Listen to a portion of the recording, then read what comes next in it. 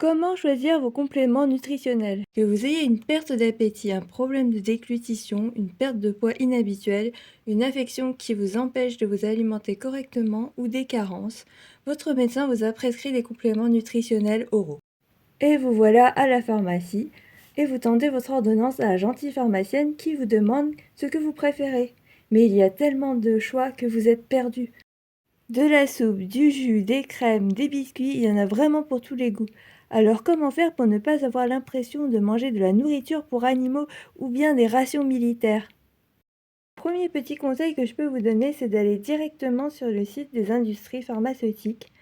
Et le deuxième, c'est bien entendu de regarder cette vidéo jusqu'au bout. Parce que je vais tout vous dire sur mon expérience personnelle sur les compléments alimentaires, ce qui a marché pour moi et ce qui n'a pas marché. Et j'espère que ça va vous aider. Alors là, je vous ai étalé ma consommation sur 6 mois.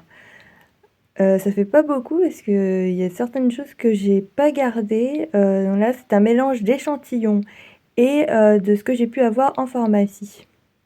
Les compléments nutritionnels oraux sont des produits concentrés en protéines et en énergie.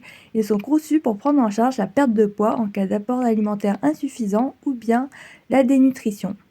La forme la plus courante, c'est les lactés avec des saveurs classiques et des saveurs fruitées. Les jus, les crèmes avec ou sans sucre, les soupes, les yaourts type Yop ou en pot, les biscuits, alors là c'est plutôt des marques françaises. Alors là c'est inédit, c'est du riz au lait, c'est la seule marque qui fait ça. Le reste est un peu plus difficile à trouver, c'est souvent en rupture de stock. Alors combien ça coûte? Alors là j'ai mis côte à côte le moins cher et le plus cher, mais au paquet. Donc finalement, vu que Clinutrain est vendu par 4, il revient moins cher que Protibis, qui est une petite marque française. Sachant qu'il est conseillé derrière le paquet de Protibis de prendre les 16 galettes d'un coup, donc l'intégralité du paquet. Mais vous imaginez bien qu'on termine rarement le paquet d'un coup. Si vous recherchez le meilleur rapport qualité-prix, pour moi c'est vraiment Clinutrain DCRH-PHC plus 2 kcal. Il est à peu près équilibré sur tous les tableaux, que ce soit son prix ou sa composition alimentaire qui est assez complète. Donc ça me permet justement de parler des compositions.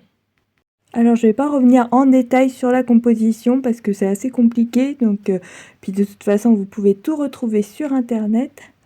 Mais ce que je trouve très intéressant, c'est de pouvoir voir d'un seul coup le nombre de protéines, le nombre de kilocalories, si c'est un indice glycémique bas, s'il y a du lactose ou du gluten pour les allergiques.